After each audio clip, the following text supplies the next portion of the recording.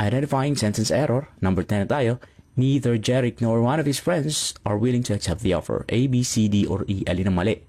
Gumamit tayo dito ng correlative conjunction na neither nor. Tandaan natin, pag sinabi nating neither or either, yung mga distributives na yan, isa lang ang tinutukoy dyan. Subject-verb agreement ang challenge natin dito sa ating sentence. Ang subject 1 ay si Jeric. Ang subject 2 ay yung one of his friends. Sa subject 2, ang pinaka-subject natin ay hindi yung friends, kundi ay yung one, isa sa mga kaibigan. Hindi natin titingnan yung friends kasi ang pinakasimuno dyan ay yung one. Yung of his friends nagbibigay lang ng information tungkol doon sa one. So sa subject-verb agreement, yung subject 1 natin, si Jeric, singular. Yung subject 2 natin, yung one of his friends, singular din po. Bakit? Again, one ang pinaka-pinag-uusapan at hindi yung friends. So, C ang mali natin. Neither Jeric nor one of his friends is willing to accept the offer. Wala nino man kay Jeric o isa sa mga kaibigan niya ang gustong tanggapin ang alok.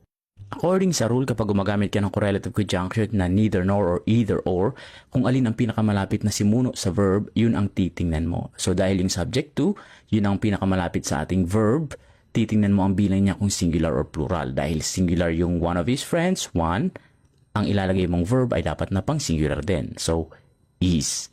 One of his friends is. Alright, so tumungo tayo sa number 11.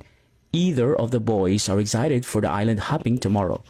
So, dito naman, di tayo gumamit ng neither nor or either or. So, ibig sabihin, walang correlative conjunction. Pero tandaan natin, as mentioned earlier, na yung either tsaka neither ay partitives or tinatawag natin specifically na distributives na ang bilang ay isa. Ang either ay positive, ang neither ay negative. So, ibig sabihin, isa sa mga boys or isa sa mga lalaki. So, dito, iisipin natin na isa sa dalawa. Pwedeng yung A or pwede yung B. Sa dalawang tinutukoy. Basta isa. So, iba yung structure nito kumpara kanina. Alin kaya ang error natin? Tama, C. Bakit kaya C? Sabi nga natin, isa, kaya dapat ay is. Either of the boys is excited for the island hopping tomorrow. Tingnan natin ha. Either boys, isa lang doon sa dalawang lalaki. Yan, tama. Is ang ilalagay natin. So, madali lamang tandaan dahil ang mali natin dito ay yung C. Number 12. As the morning approached, the men starting for their work. A, B, C, D, or E. As the morning approached, tapos na yung verb natin doon sa ating dependent clause. So, dapat, kung ano ang tense ng verb mo doon sa dependent clause, ay yun din ang tense ng verb mo sa main clause mo. Para maging consistent, yung tinatawag nating panahunan ng pandiwa. Kapag past na doon, dapat sa main clause ay past na rin. Obviously, yung error natin dito ay yung nasa ing. Ito, yung verb. Okay? Para maging consistent yung verb tense natin. Nasa present yan at dapat na gawin nating nasa past tense. Okay? Next, number 13. Her father gave him money for her tuition fee.